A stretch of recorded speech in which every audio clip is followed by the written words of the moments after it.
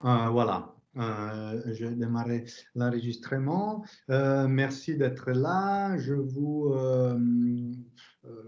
vais faire une petite présentation tout d'abord par rapport, disons, à la philosophie générale de l'Erasmus et ensuite je viendrai proposer quelques considérations un peu pratiques, quelques indications pratiques. Et finalement, nous avons la chance d'avoir deux étudiantes qui ont accepté d'apporter leur témoignage. Elles sont parties en Erasmus il y a 2 ans désormais et elles ont accepté de partager leur expérience avec vous. Donc Zoé Van Hoek et Magali Bouassi. Je leur céderai la parole tout à l'heure. Et puis bien sûr, vous êtes toutes et tous invités à prendre la parole pour poser des questions. Alors, autrefois, je vous aurais parlé de l'Europe, tout d'abord, comme de votre pays à l'intérieur duquel je vous invite à circuler. Maintenant, le monsieur Covid a fait ressurgir quelques frontières qui n'arrangent pas vraiment la chose, en ce sens où chaque pays est en train de réagir différemment. Mais voilà, ce que je veux vous dire, c'est d'être optimiste et de monter votre projet indépendamment de la crise sanitaire. On ne sait pas comment ça va évoluer.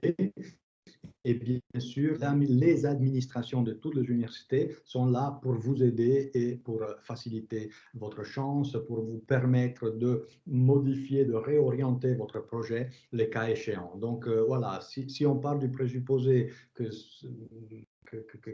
ça va s'empirer, on risque de rester bloqué et c'est vraiment pas la démarche que je préconise.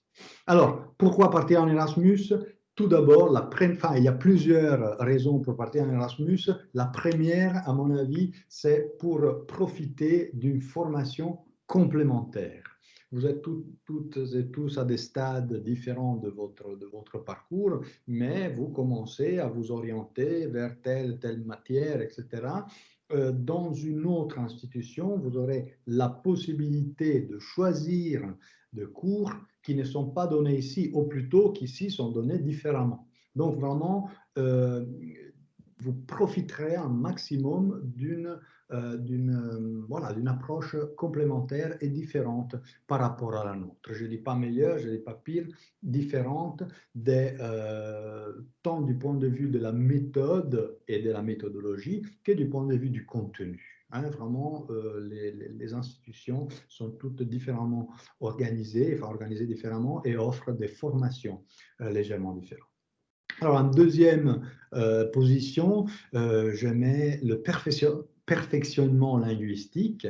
Bien sûr, vous partez vers une destination en ayant une maîtrise plus ou moins suffisante d'une langue. Au bout de 6 mois, votre maîtrise aura subi une évolution tout à fait remarquable. Alors, je les mets en deuxième position parce que ce n'est pas la première des raisons, à mon avis, de partir en Erasmus. Vous pouvez très bien partir vers une destination francophone et profiter précisément de leur offre de cours. Okay, là, le perfectionnement linguistique passe en deuxième plan, ce n'est pas nécessaire. Nous avons plein de partenariats avec des excellentes universités francophones en France, bien sûr, mais aussi en Suisse et au Canada, mais aussi en Guyane, à La Réunion, etc.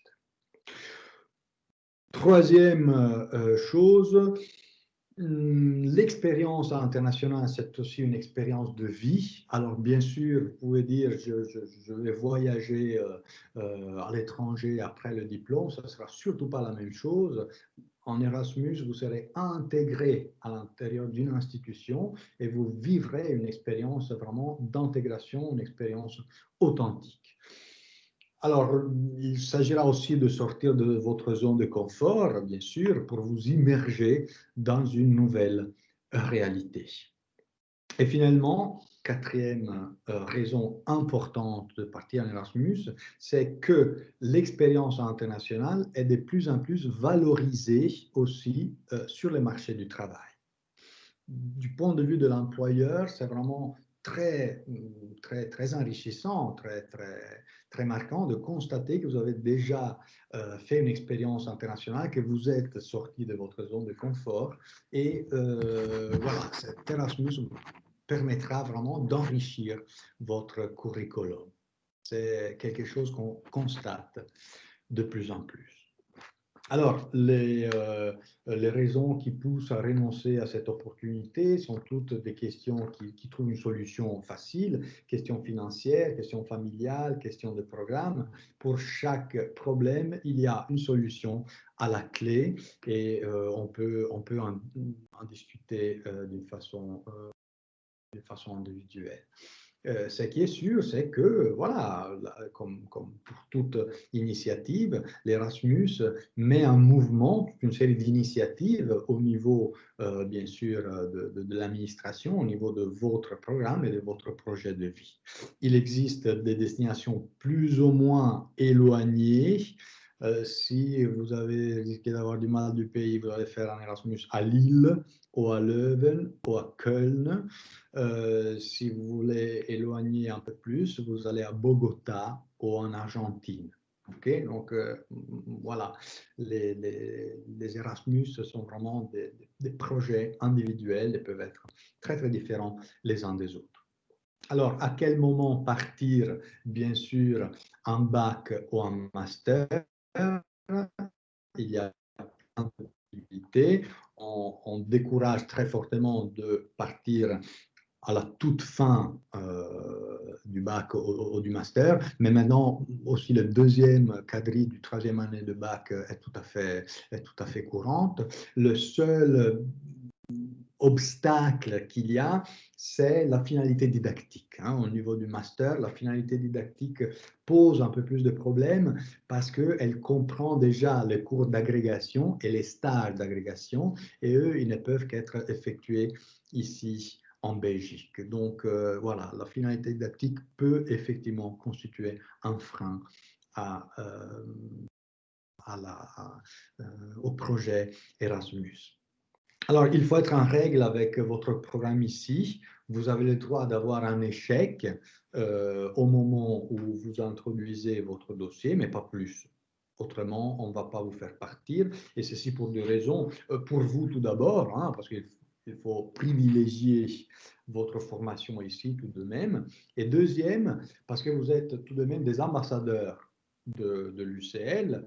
Et voilà, soyez fiers de cela et nous allons pas faire voyager des étudiants qui à ces moments-là sont dans une situation de difficulté. Ça serait dommage pour eux et pour si, quelque chose. Alors, du point de vue pratique, il faudra proposer bien sûr un dossier, une lettre de motivation et surtout celui qui s'appelle un Learning Agreement, c'est-à-dire un programme dans lequel vous détaillerez la liste de cours que vous voulez prendre dans l'institution partenaire. Vous détaillerez les crédits locaux de ces cours et ça c'est tout un effort, mais on va vous aider, et vous chercherez quels sont les cours équivalents ici dans votre programme. Alors, il n'y a jamais une équivalence parfaite, ce n'est pas le but. Ce n'est pas le but de vous faire partir pour trouver exactement le même cours, mais il faudrait veiller à qu'il y ait une certaine cohérence au niveau de votre programme et au niveau aussi des crédits. Alors, pour 6 mois d'Erasmus, pour un quadrimestre d'Erasmus dans l'université partenaire, pour obtenir la bourse, bien sûr, qui va avec, il faudra un programme de 30 crédits dans l'institution partenaire. Alors, il y a des petits ajustements, bien sûr, ça peut descendre jusqu'à 25, mais pas en deçà de 25. L'idéal, c'est vraiment d'avoir un programme de 30 crédits. Pour ce qui est du master, ce qui part au niveau du master, donc au deuxième quadri master ou en troisième quadri du master, donc première quadri de la deuxième année. Si vous partez en deuxième année de master, vous pouvez aussi considérer qu'une partie des recherches liées à votre mémoire sera faite sur place. Et donc, vous ajouterez quelques crédits sous le label mémoire. Hein, et ça compte dans le 30 crédits. OK? Donc, le Learning Agreement sera proposé à notre commission, à moi, à l'occurrence, en tant que votre responsable académique international. Je le valide toujours en collaboration avec Madame Géline, la responsable administrative, qui, elle est très attentive aux questions de crédit, des équilibres, etc. Moi, je valide surtout la dimension scientifique et la cohérence pédagogique de votre parcours. Voilà, en ce qui me concerne, c'est un peu tout. Maintenant, je suis prêt à écouter, à répondre à vos questions, mais d'abord, je suis content de céder la parole à Zoé Van Mook, qui est là. Je vous invite, Zoé, à allumer votre caméra et votre micro et à nous raconter brièvement. Bonjour Zoé, plaisir de vous voir. Bonjour. Et à nous raconter brièvement votre parcours, quels ont été surtout les acquis, comment vous avez tiré profit de cette expérience, éventuellement les difficultés, mais les difficultés c'est tout à fait secondaire, n'est-ce pas, Ouais. par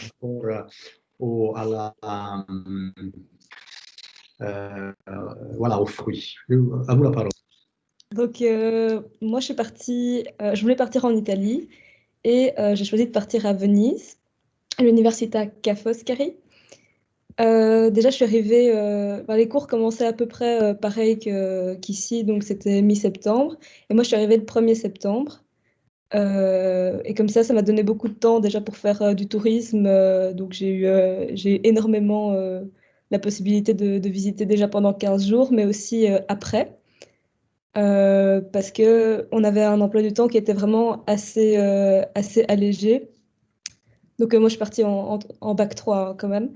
Et pourtant, j'avais, il me semble, pas plus de 10 heures de cours par semaine et pas de TP notamment. C'était surtout des cours très théoriques et donc ça laissait beaucoup de temps libre. Donc j'ai pu visiter comme ça pendant bien 2 mois. Au fur et à mesure, les touristes partaient de plus en plus. Donc ça laissait vraiment l'occasion de bien découvrir la ville en profondeur. En plus, il y avait plein de tarifs réduits pour les étudiants, des trucs qui permettaient avec un seul ticket de visiter plein de musées. Donc pour cette partie-là, vraiment, c'était vraiment super positif. En plus, on a eu j'ai eu l'occasion toujours parce que j'avais beaucoup de temps, de partir en train pour visiter des villes aux alentours. Donc, notamment, j'ai fait Vérone et Bologne. C'est aussi l'occasion de visiter aux alentours et pas de rester dans la ville, même si à Venise, c'est vrai qu'il y a quand même énormément de choses à visiter. Et c'est clair que même en 5 mois, j'ai pas tout fait. Donc, voilà. Si je peux donner des conseils au niveau du logement, par exemple, déjà préférer une colocation. Euh, Avec anglophones des aussi. gens qui Ouais, parlent la langue du ouais, pays, ouais. hein, Voilà, préférence. moi j'étais avec trois autres filles italiennes, donc j'étais quand même, j'étais baignée dans la langue encore plus que dans le milieu universitaire. Bon, faut s'y prendre tôt. Voilà, il y a quand même une université qui propose des listes de logements, donc voilà, on n'est pas complètement laissé enfin, on peut se retrouver quelque part. Enfin voilà. Et alors aussi, pas spécialement loger à Venise même, parce que ça, c'est quand même assez cher. Et il y a plein de villes qui permettent aux alentours, qui sont moins chères et avec des moyens de transport, en un quart d'heure, on est à Venise, quoi. Donc voilà, ça, c'est un petit conseil pour le logement. Au niveau de l'université maintenant, c'est vrai on était bien pris en charge par l'université, je trouve. Peut-être plus qu'à l'UCL, si je dois être honnête. Au niveau administratif, c'était pas facile au début, mais je crois que maintenant c'est plus facile dû au nombre de crédits. Tout a été un petit peu uniformisé, donc à mon avis, maintenant ça doit être plus simple. Moi, j'étais l'année de transition un petit peu. Euh, il y a aussi il y a tout ce qui est des aides par rapport aux autres étudiants qui peuvent nous faire découvrir un peu l'université. Ça, je me rappelle, il y avait pas mal aussi d'activités qui étaient organisées. Euh, voilà. Pour les cours maintenant, c'est vrai que c'est un petit peu différent d'ici. C'est extrêmement axé sur la théorie, j'ai trouvé, s'il fallait comparer avec ici. Donc moi, en ce qui me concerne, j'ai pas eu de TP. C'était vraiment tous des cours théoriques. Et si on comprend pas bien ou si on a loupé quelque chose, il y a toujours moyen de se rattraper avec des livres de référence qui sont fournis. Et voilà, faut pas trop avoir peur des professeurs avec le niveau de... Non, mais c'est vrai parce qu'on peut se dire, passer un examen ou quoi avec le niveau de langue en ayant fait, par exemple, enfin, moi, comme je suis partie en troisième, 2 ans d'italien seulement, les profs sont vraiment compréhensifs avec le niveau de langue et j'ai pas eu de problème. Euh, voilà, les cours, j'ai quand même bien suivi aussi. En essayant de trouver des équivalences le plus possible. C'était pas évident, mais bon, on a fait ce qu'on a pu. C'est vrai que l'enseignement est quand même est différent en Belgique, je trouve. Et alors, les examens sont quasiment tous oraux. Mais ça, je crois que c'est commun, c'est enfin, peut-être dans toute l'Italie, peut-être, je pense. On a Oui. plus tendance à faire des examens oraux. Donc voilà, c'est ça qui peut faire un peu peur, mais en même temps, c'est quand même plus facile que les écrits où il faut avoir une bonne grammaire, etc. Euh, c'est vrai que le système est un peu différent pour s'inscrire, c'est un peu premier arrivé, premier servi. Ça, c'était un peu dans les points négatifs. On l'a découvert, enfin, moi, je l'ai découvert un peu par surprise. Il faut s'inscrire en ligne le plus vite possible, sinon on risque de passer l'examen 2 semaines après. Ah, Euh, voilà. Le ok. système de notes est un peu différent aussi, donc c'est sur 30. Et il n'est pas rare d'avoir des 30 sur 30 si on a bien étudié la matière. Les profs sont pas très radins, si je peux dire, en points. Ils sont Euh, assez généreux, mais au niveau de l'équivalence de oui, notes, l'équivalence, maintenant, le bah, par exemple, système est ouais, très, très, un très... 30 sur 30 correspond à un 16 sur 20, quoi, par exemple, de ce que Ça j'ai pu dépend, ça constater. dépend, ça dépend. Ah C'est bah, l'université qui nous communique non seulement la note numérique, mais aussi le code alphabétique qui correspond. C'est-à-dire qu'un prof aura tendance à mettre plein de 30 et quelques 30 élodes et éloges. OK? Et dans ce cas, le 30 vaudra un B. C'est paradoxal. OK? ouais. Mais voilà, le C'était système oui, est c'était mon fourni expérience par que j'ai l'université fait. elle-même. Donc, il y a une pondération assez efficace. Merci Zoé pour votre... Euh, ouais, je voulais juste dire encore que bah, par rapport au niveau de langue, que c'est vrai qu'on s'améliore assez vite. Le fait d'écouter tout le temps de l'italien autour de soi, etc., enfin, ou une autre langue, c'est vrai qu'on nous demande un niveau B2 qu'on a, je pense, vraiment acquis à la fin de la 2e année, normalement, de langue à l'UCL. Et il y a un petit test de langue à passer en ligne, mais personnellement, je n'avais vraiment pas eu de problème. Ah, c'est Voilà. l'université de Venise qui vous a proposé ce test, c'est ça? Ouais, c'est ça. Mais, enfin, on demandait le niveau B2 et j'ai eu C1 en n'ayant pas spécialement préparé. Donc, c'est pas très compliqué. Parfait, Donc parfait. voilà, c'est tout ce que je voulais dire, je pense. Merci Voilà. Zoé. On passe la parole, mais restez avec nous parce que peut-être il y aura quelques questions pour vous hein, aussi. Oui, parce Ok. Merci, c'est très gentil. Magali, si vous êtes là, je vous invite aussi à allumer votre caméra. suis là.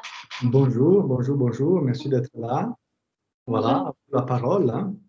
Donc moi c'est Magali et il y a 2 ans, donc quand j'étais en bac 3, je suis partie à Paris, à la Sorbonne Nouvelle ou Paris 3.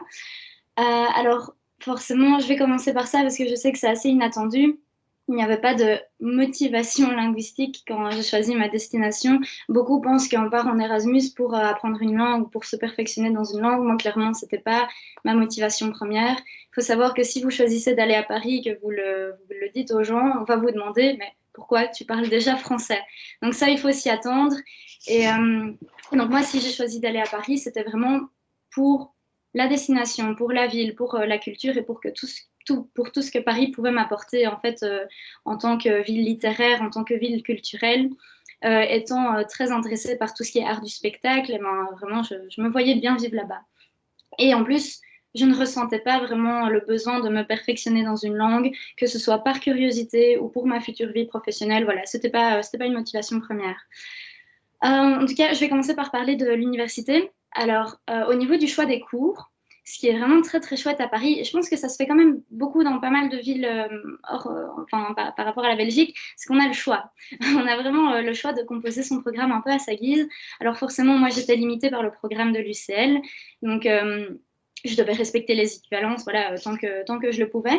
Mais n'empêche qu'au final, mon programme, enfin, j'avais vraiment un programme de cours qui globalement m'intéressait vraiment, vraiment fort, quoi, que j'ai pu vraiment choisir mes cours en fonction de mes intérêts ou en fonction de mon TFC que je commençais à rédiger à l'époque, où j'étais seulement ou déjà en bac 3, mais je commençais déjà à voir un petit peu ce qui m'intéressait vraiment pour plus tard. Donc déjà par rapport à ça, c'était très chouette. Et aussi une autre chose qui est très très chouette, enfin que moi j'ai trouvé très très chouette, mais ça ne plaît pas à tout le monde, c'est qu'on a cours dans des petites classes en fait à la Sorbonne Nouvelle. Donc c'est des cours où on nous demande vraiment de participer. Ça fait un peu école secondaire, en tout cas pour nous, parce qu'on n'est pas habitué à ça quand on est à l'UCL, on a cours en auditoire. Ici, c'est assez... moi, quand je suis arrivée au début, je trouvais ça un peu bizarre. J'avais peur même de m'être trompée de classe, mais non, on a cours dans des petites classes. Ce qui fait que, contrairement au cours de Zoé à Venise, c'est plus des cours de type TP. Donc on a plus de travail. J'ai dû faire des exposés, j'ai dû remettre des dissertations, j'avais plus de lectures aussi à faire, plus qu'à l'UCL. Donc c'est très différent de l'UCL où on ne travaille pas des masses pendant le quadri. Là j'avais du travail à faire, mais ça restait très gérable et j'ai quand même pu bien assez profiter de ma vie Erasmus, de ma vie à Paris. Et d'ailleurs, je vais y venir bientôt. Ce qu'il faut savoir, voilà, parce que moi je m'y attendais un petit peu parce que c'est Paris, c'est le centre linguistique, voilà, vous savez. Ils sont quand même plus à cheval sur tout ce qui est normes de rédaction, ils sont plus académiques. C'est pas un frein, les cours n'étaient pas beaucoup plus difficiles qu'à l'UCL. Enfin, ça dépendait en fait. Je trouvais vraiment qu'il y avait des cours qui étaient plus difficiles, d'autres qui étaient tout à fait. Voilà, qui étaient plus accessibles. Donc, il ne faut pas avoir peur par rapport à ça. Je sais que c'est Paris, je sais que c'est la Sorbonne Nouvelle, mais ça allait très bien, vraiment. Ce qu'il faut savoir aussi, mais bon, si vous vous intéressez à la destination, à mon avis, vous le verrez, mais le quadri dure que 4 mois. Donc, vous aurez vos vacances de Noël. Les examens, ils se déroulent en 2 semaines, donc juste avant les vacances de Noël. La première semaine, c'est les examens normaux, on va dire. Il faut bien faire attention à ne pas avoir de conflit horaire parce qu'en fait, l'horaire de la semaine d'examen se calque exactement sur l'horaire de la semaine de cours. Et la deuxième semaine, je ne sais plus comment ils appelaient ça exactement, mais c'était la semaine des épreuves longues. Je pense que c'était ça, donc tout ce qui était rédaction, dissertation, ça c'était sur la deuxième semaine. Donc voilà. Et puis après, on a les vacances de Noël. Et moi, quand je suis rentrée forcément à Louvain-la-Neuve en janvier, j'avais encore mon mois de janvier de vacances. Donc ça, je trouve que c'est quand même un avantage important. Voilà. Sinon, par rapport à Paris, donc là, je vais vraiment parler de mon expérience personnelle en dehors des études. Je sais qu'il y a énormément de clichés par rapport à Paris, mais moi j'ai adoré, vraiment. Je suis tombée amoureuse de cette ville. Il faut bien se dire que quand on y va en Erasmus, on n'est pas dans les quartiers bondés, bruyants. J'étais pas sur les Champs-Élysées avec une vue sur la Tour Eiffel. J'étais vraiment loin de ça. Je ne sais pas si certains et certaines d'entre vous connaissent un petit peu Paris, mais c'était à l'opposé de la Seine. On a vraiment Paris Nord, Paris Sud. Moi, j'étais dans Paris Sud. Donc, j'étais loin de tout ça. La rive gauche, voyons. Oui, voilà. Et donc, l'université, elle se situe dans le 5e arrondissement. C'est vraiment le quartier universitaire où il y a plein d'étudiants, où c'est très, très chouette, c'est très joli. Moi, je logeais pas très, très loin, donc c'était vraiment sympa, quoi. Et donc, il ne faut pas avoir peur de ces clichés-là. Pareil, avec les clichés sur les Parisiens, moi, tout le monde était très, très gentil avec moi. Donc, pareil, ça ne doit pas vous faire peur. Et donc, j'ai vraiment découvert un autre type de Paris cliché, on va dire. Donc, vraiment, le Paris des promenades de bord de Seine, le Paris des disquaires, des clubs de jazz. Oui, je sais, c'est très cliché, hein, mais moi j'étais aux Anges là-bas. Et il faut savoir que vous devez vous en douter, c'est une ville qui est très, très vivante. Donc, tous les matins, je pouvais trouver quelque chose à faire si je n'avais pas cours, si je n'avais pas de travail. Et j'ai vraiment énormément vagabondé dans cette ville. C'est très riche, quoi. Il y a énormément de choses à faire. Et donc voilà, c'est une chouette université, c'est un environnement qui est très artiste, très moderne. C'est en fait la Sorbonne Nouvelle, c'est l'université où il y a la faculté de philo et lettres, forcément, la faculté de théâtre, mais aussi de cinéma. Donc on se retrouve vraiment avec des étudiants artistes qui sont intéressés par toute forme d'art. Donc c'est très très enrichissant. J'ai fait de très belles rencontres. Et sinon, la ville est merveilleuse. Elle a énormément à offrir, quoi. Évidemment, c'est un peu cher. La vie à Paris est un petit peu plus chère. Il me semble que quand on en parlait avec Zoé, qui était en Erasmus en même temps que moi, on avait la même bourse, ce qui était assez étonnant parce que à Paris, moi, mon loyer était un peu plus cher et même mes courses, tout ça. Donc, par rapport au logement, comme pour Venise, il faut s'y prendre super tôt pour avoir un logement étudiant, pour avoir un cote en fait. Mais il faut s'y prendre, je pense que c'était genre en mars ou en avril. Et j'insiste parce que moi, j'avais loupé cette date. Donc, j'ai pas eu mon logement étudiant. Heureusement, j'ai eu la chance de trouver un petit studio en sous-location. Mais j'ai vraiment eu de la chance, quoi. C'était un peu par hasard. Donc, il faut bien faire attention à ça. Après, les dépenses, si on vit comme un étudiant, forcément, ça reste tout à fait abordable. Donc, il ne faut pas avoir peur de ça. On a une bourse. Donc voilà, je pense que j'ai un petit peu fait le tour. Donc si vous avez des questions, n'hésitez pas. Voilà. Merci, merci à toutes les deux. Vraiment, c'était très enrichissant. Deux expériences très différentes, mais avec plein de points communs en quelque sorte. Hein. Vous revenez, vous portez aussi un regard différent sur votre université d'origine. Vous comprenez mieux quelles sont les caractéristiques même de nos cours à nous. Okay. L'une dit, voilà, à Venise, c'est beaucoup plus théorique. L'autre dit à Paris 3, à l'occurrence, c'est beaucoup plus fluide en formule séminaire. Et voilà, vraiment, c'est des expériences qui vous enrichissent, qui enrichissent aussi votre propre perception de votre propre parcours, de la façon dont vous avez été formés. Et toutes les deux ont aussi insisté sur l'ancrage dans la ville, deux villes très, très différentes l'une de l'autre, bien sûr, mais toutes les deux très, très, très, très ouvertes vers les touristes. Et la condition de l'étudiant Erasmus, c'est vraiment une condition privilégiée qui vous permet vraiment de voir la ville sous un angle différent, sous un angle nouveau. Alors, ça m'a fait penser les questions de calendrier. Hein, bien sûr, il y a chaque pays, chaque université a des calendriers qui sont propres. Maintenant, il n'y a jamais de gros décalages, sauf si on va en Amérique du Sud. Alors là, bien sûr, il peut y avoir plusieurs semaines de décalage, mais autrement, voilà. Je pense que les universités européennes, surtout, sont assez standardisées de ce point de vue-là. Il n'y a pas des gros décalages. Alors, j'avais demandé un troisième témoignage à un monsieur, Thomas Poporte, qui était parti à Turin l'année passée, au deuxième quadri, donc en plein Covid. Lui, il s'était installé à Turin, à Torino, en Italie, au mois de février, donc juste avant le lockdown, le confinement. Et lui, il a vécu ça de l'intérieur. Plusieurs de nos étudiants ont été rapatriés, bien sûr. On les a réintégrés tout simplement. Voilà, lui, il a fait exception. Il a vécu le confinement à Turin, à Torino, avec ses colocataires. Et je pense que ça s'est plutôt bien passé. Finalement, son expérience a été assez positive, c'est-à-dire qu'ils ont basculé en mode enseignement à distance. Et voilà, donc c'est une expérience Erasmus en plein Covid. Là aussi, voilà, lorsqu'on dit sortir de sa zone de confort, c'était son cas, mais finalement, l'expérience était plutôt positive. Malheureusement, il n'a pas pu être chez nous aujourd'hui, mais voilà. Moi, je vous invite pour l'instant, à faire l'abstraction de cette situation, à vous dire que ça va s'améliorer, et si ça ne s'améliore pas, les universités voilà, vous proposeront des solutions en fonction voilà, de l'évolution de la crise sanitaire. La plupart des institutions offrent de toute manière des cours à distance, des cours en commodal un peu chez nous. Mais voilà, à mon avis, vous avez tout intérêt à organiser votre projet indépendamment de la situation actuelle. Alors, je suis sûr qu'il y a quelques questions. N'hésitez pas, vous pouvez vous adresser aussi directement à Zoé ou à Magali, que je remercie encore pour leur témoignage. N'hésitez pas. Ah, voilà. Voilà, il y a une question sur la chat. Excusez-moi, quand vous dites un échec, vous voulez dire avoir une casserole au lycée.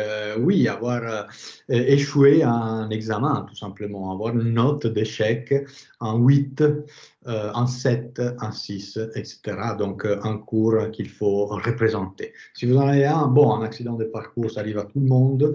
2 ou 3, voilà, on aura tendance à vous dire, voilà, avant de partir, il vaut mieux vous remettre à un niveau, vous rattraper en quelque sorte. Voilà, tout simplement. D'autres questions? N'hésitez pas. Oui, il y a une question de la part de Astrid. Vous pouvez allumer votre micro, votre caméra sans problème. Oui, je ne sais pas si on m'entend. Oui, tout à fait, oui. Oui, voilà, bonjour. C'était juste parce que j'ai pas très bien compris comment est-ce qu'on fait pour établir son programme avec les équivalences. Il faut s'arranger avec l'UNIF partenaire ou à partir de l'UCL? En fait, ça, j'ai pas très bien compris. Voilà, merci pour la question. Alors, c'est à partir de l'UCL, de votre programme, bien sûr. Dans l'université partenaire, vous allez regarder le programme qu'ils offrent en lettres, en romane, de préférence, bien sûr, et vous allez chercher les cours qui sont au quadrimestre qui vous intéressent et voir en fonction de votre programme ici à l'UCL, c'est à partir de votre programme ici à l'UCL que vous allez chercher les cours qui pourraient être plus ou moins des équivalents. Alors, ça dépend de votre année d'études. Vous êtes en bac, j'imagine, vous êtes en bac 2, c'est ça? Oui, c'est ça, c'est pour partir en bac 3. Voilà. En bac 3, vous avez déjà une partie de votre programme qui est définie, mais aussi une partie de programme avec des cours au choix. Okay? Souvent, dans le cours au choix, il y a moyen d'orienter votre cours au choix en fonction des cours qui sont dispensés dans l'institution partenaire. Donc, c'est à partir de votre programme à l'UCL que vous allez chercher, oui, il faut consacrer un peu de temps à dépouiller les offres de cours dans l'institution partenaire qui vous intéresse et essayer de faire coïncider à peu près, hein, bien sûr, les cours. OK, c'est plus clair? Oui, merci. Avec plaisir. Sarah Saman et puis Sarah Wastio. Oui, bonjour. Bonjour. Alors en fait, j'ai une petite question pour Magali et pour vous, monsieur. Donc l'année prochaine, je vais être normalement, si tout se passe bien, en master. Et le master art du spectacle m'intéresse beaucoup. Et j'étais aussi intéressée par la destination Paris, ou alors Montréal aussi, mais Paris m'intéresse beaucoup, surtout quand tu l'as présenté, Magali. Et du coup, dans ta présentation, tu as parlé d'une fac de théâtre à la Sorbonne. Et je voulais savoir du coup si ça pourrait du coup aller avec le master art du spectacle qui m'intéresse. Magali, je vous laisse répondre d'abord. Oui, alors comme je devais choisir mes cours en fonction de mon programme en romane, je devais respecter ces équivalences donc en romane. Après, je pense que j'avais accès à des cours en théâtre. D'ailleurs, il me semble que j'avais eu un cours de théâtre parce que je devais trouver une équivalence pour le cours d'explication de texte hein, qui est en bac 3, il me semble. Et oui, c'est ça, le cours de Monsieur Piret. Mais après, comme mon programme de l'UCL, c'était le programme de romane, bah, je devais avoir un programme de romane à la Sorbonne Nouvelle. Après, il me semble que si tu fais le master en art du spectacle, il me semble que tu peux faire un Erasmus qui est et qu'il y a des Erasmus en partenariat avec la Sorbonne Nouvelle. Et du coup, alors à ce moment-là, tu seras dans la fac de théâtre.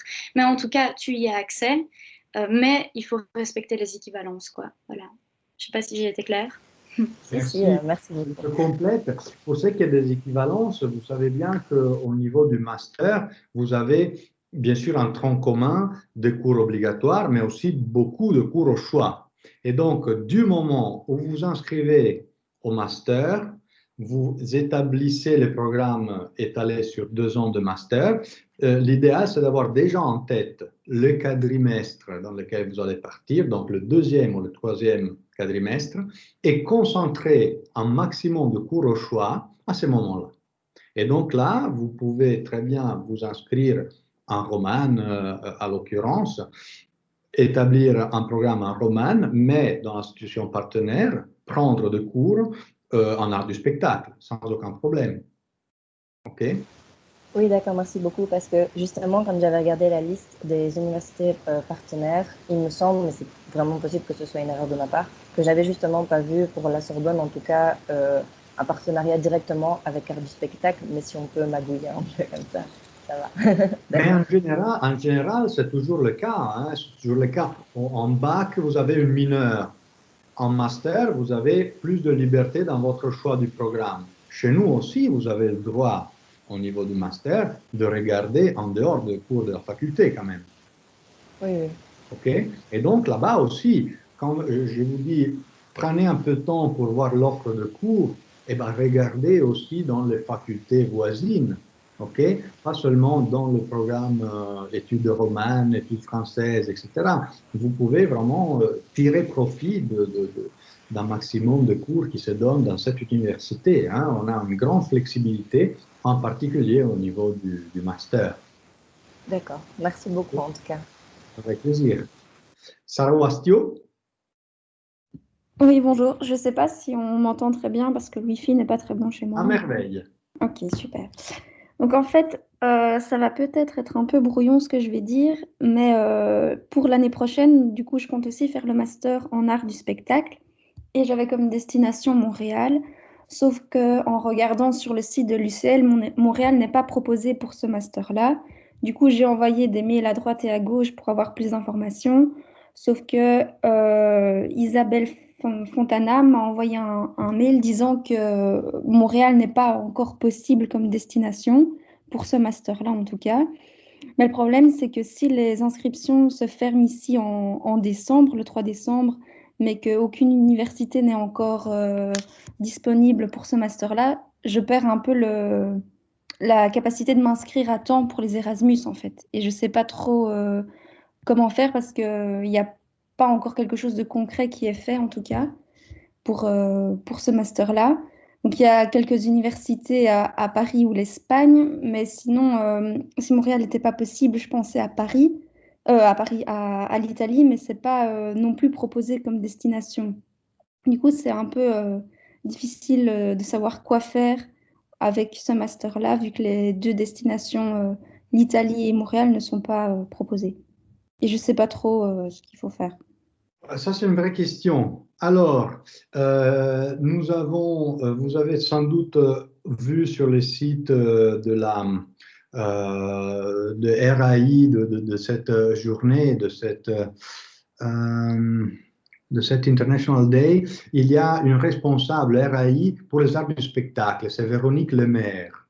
Oui, ok. Véronique Lemaire, sa présentation était ce matin à 10 heures, je viens de voir sur le site, mais c'est plutôt elle qui pourra répondre à cette question. Alors, souvent, on est un peu flexible, hein, si vous voulez, on est un peu flexible. Vous pouvez bien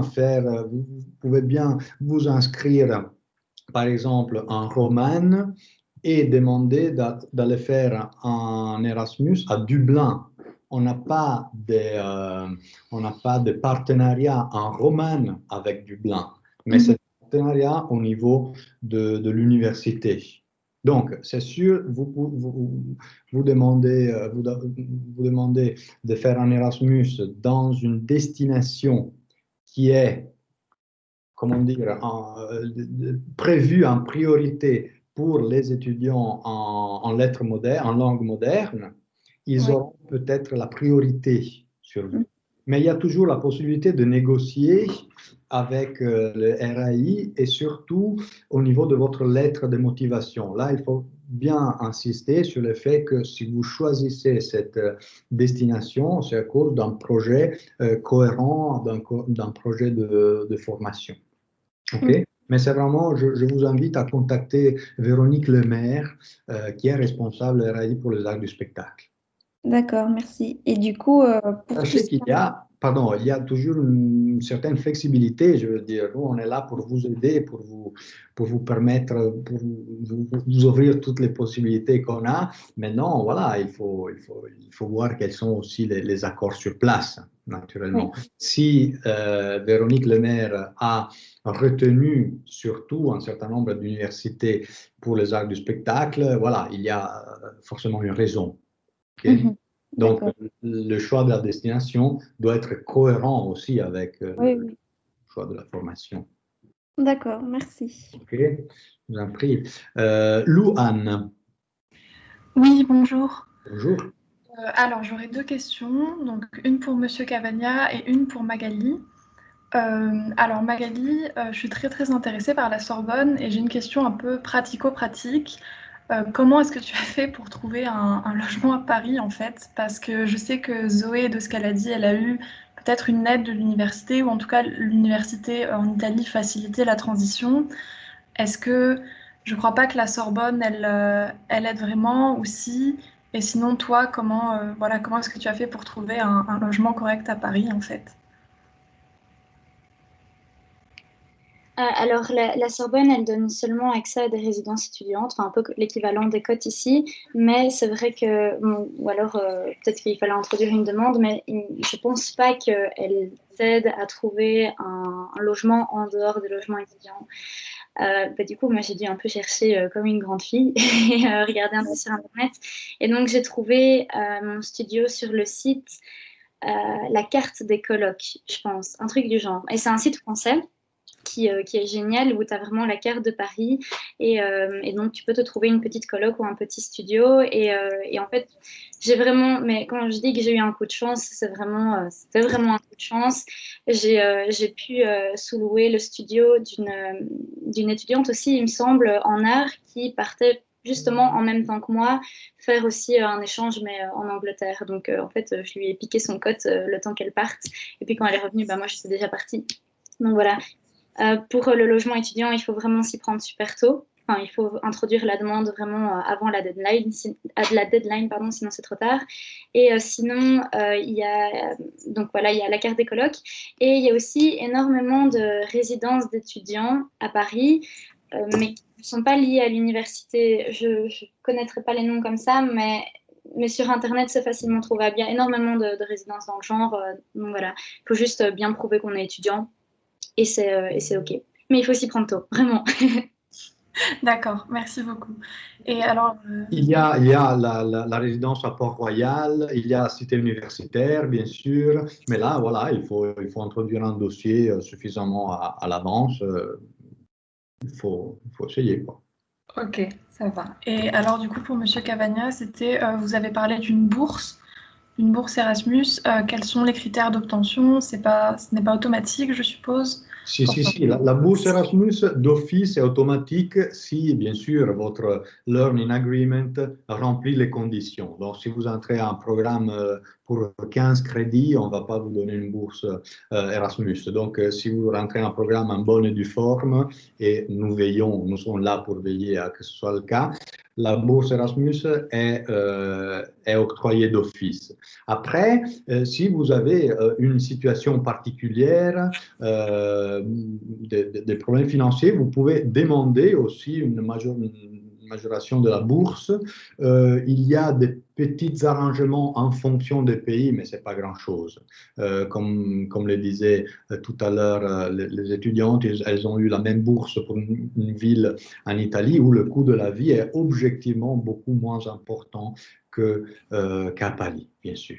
Après, voilà, ça aussi, ça peut être pris en considération, je ne dis pas pour vous, mais en général, pour le choix de la ville. Si quelqu'un doit faire attention au budget, ne choisira pas d'aller à Genève, mais plutôt dans une ville où le coût de la vie est objectivement très bas, comme Palerme, comme Salamanque. C'est vraiment des villes où la vie, ça coûte 3 fois moins qu'en Belgique. Hein, c'est objectif. Donc, voilà. D'accord, merci. Avec plaisir. Pauline Harrop. Bonjour, vous m'entendez? Oui, tout à fait. Ça va, parfait. Donc moi j'ai des questions, surtout pour vous, monsieur, donc parce que ça concerne le répertoire des partenariats en ligne. Donc j'ai juste quelques questions par rapport à ça parce que je ne suis pas certaine de bien comprendre le fonctionnement. Premièrement, quand donc c'est marqué dans les dates de validité des partenariats, Oui. est-ce que c'est des dates de validité qui concernent les moments où on pourrait partir ou euh, où toutes les candidatures sont valables pendant cette période-là? Parce que, par exemple, il y a des partenariats qui finissent en 2021 et moi, étant donné que Faites pas attention à ça. Ok, 2021, en 2021, il y a tout un cycle de partenariats qui arrive à échéance. Nous ok, sommes occupés maintenant, précisément, dans ces jours, dans cette semaine, à renouveler tout le partenariat. En principe, tous les partenariats, sauf exception, seront renouvelés. Donc, vous préoccupez surtout pas de ça. Le calendrier qui vous intéresse, qui vous concerne, est celui des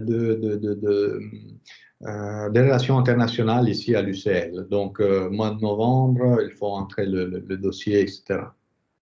ça Ne va, vous parfait. préoccupez pas pour ça. Il y a très peu de partenariats qui ne seront pas renouvelés. Pourquoi? Parce qu'il n'y a pas eu d'intérêt, parce que les partenaires sont partis, parce que ça marche pas, etc. Mais la plupart des partenariats, franchement, marchent bien, tant pour la mobilité étudiante que pour la mobilité des enseignants, le cas échéant. Voilà. Et j'ai juste une deuxième question aussi donc, concernant le répertoire. Parfois, donc, c'est marqué domaine d'études, donc de l'Erasmus, je suppose, voilà. Donc, mais il y a aussi, donc, c'est marqué les commissions de programme qui peuvent participer. Et parfois, pour certains Oui. partenariats, enfin, je regarde surtout pour le Canada, et donc je vois l'Université d'Ottawa, par exemple, c'est marqué domaine d'études, philosophie et éthique, mais commission de programme toutes. Et je ne sais pas donc à quel niveau est-ce que c'est cohérent, est-ce que ça veut dire qu'on peut tous partir, mais qu'on doit choisir des cours seulement. Enfin, je ne comprends pas exactement le... Alors, oui, ça, je comprends la perplexité. Alors, ça veut dire que la personne qui a lancé au début le partenariat est quelqu'un de la commission de philosophie et éthique. Maintenant, ce partenariat, puisque ça marche très très bien, a été élargi à toute la faculté. Et donc, je peux choisir, si je dois jamais, je choisis d'aller là-dedans, je choisis parmi les programmes donc, de langue, quoi. Évidemment. Oui, c'est Non, donc ça que... oui, oui, il y a pas d'obligation. Non, non, non, non. Ottawa fait partie de grands partenariats comme Venise, comme Lausanne, etc., qui sont des partenariats qui intéressent toute la faculté. Alors, bien sûr, les places sont limitées. Votre candidature sera en concurrence avec d'autres étudiants de toute la faculté. Quels seront nos critères à nous de la Commission de relations internationales pour évaluer, pour choisir qui a la priorité? Bien sûr, la composition de votre dossier, la cohérence de votre dossier, de votre lettre de motivation, de votre projet, et finalement aussi les notes. Finalement, la moyenne, quelqu'un qui a une moyenne excellente, voilà, on considère qu'elle a, voilà, on va lui donner aussi la priorité. OK, tout simplement. C'est des critères objectifs, hein, bien sûr. Ok, merci beaucoup pour vos réponses. Je vous en prie. Alors, Astrid Lavalère. Oui, j'ai juste une dernière question pour Magali et Zoé. Comme vous êtes toutes les deux parties en bac 3, je voulais juste savoir, est-ce que partir au Q1, c'est contraignant pour le travail de fin d'études, là, ou pas? Moi, si je peux répondre, en ce qui me concerne, non, pas du tout. Enfin, surtout que le travail de fin d'études, ça se fait au deuxième quadri, surtout.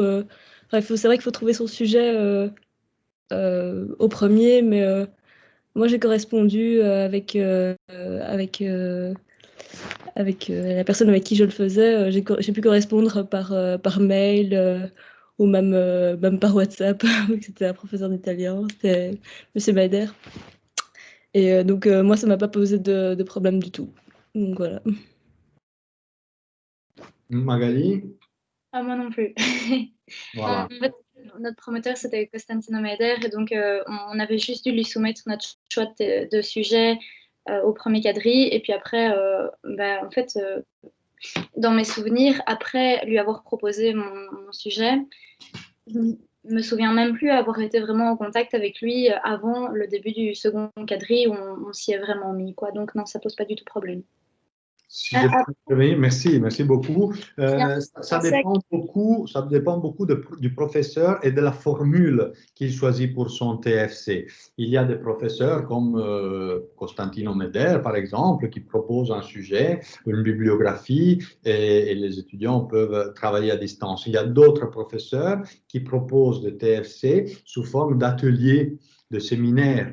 Et là, la présence est requise. Mon conseil, c'est de ne pas choisir l'Erasmus en fonction du TFC, mais le TFC en fonction de votre projet Erasmus. Donnez la priorité à votre projet Erasmus. Ensuite, le TFC, ça se négociera par la suite avec les professeurs. Je pense que l'Erasmus est plus incontournable, doit avoir la priorité, à mon avis, dans votre projet d'études. Et puis, ça se négocie avec le prof. Hein. Il y a, voilà, c'est quelque chose qui change beaucoup en fonction des cas de figure. OK. Alors, merci. Je vous en prie. Une dernière question de la part de Clémence Bèze, qui est intéressée par la codiplomation en études françaises et francophones avec la Sorbonne, entre autres. Il y a Lausanne, il y a Berlin, etc. Comment est-ce que ça se passe pour le mémoire? Est-ce que la bourse est aussi automatique pour les Erasmus? Je pense que oui, une fois que vous êtes inscrite, je pense que la bourse est automatique, mais je ne suis pas sûr. Pour ça, il faut s'adresser à la nouvelle responsable qui est Agnès Guiderdoni. Ce n'est plus Damien Zanon, c'est Agnès Guiderdoni. Pour le mémoire, voilà, je pense que ça ne change rien. Si ce n'est que, je pense, vous pouvez prendre un copromoteur, un promoteur ici à l'UCL et un promoteur dans l'institution partenaire, ce qui peut être très enrichissant aussi. Ça peut être un surplus. En plus. Voilà, je pense qu'on peut terminer parce que voilà, la plupart d'entre nous ont cours à 14 heures. Je vous remercie toutes et tous, en particulier Zoé et Magali de leur beau témoignage, de leur présence. Et voilà, j'arrête l'enregistrement. Si quelqu'un est intéressé, pourra aussi y avoir accès. Et puis, je reste bien sûr à votre disposition pour toute question plus individuelle. Au revoir à tout le monde.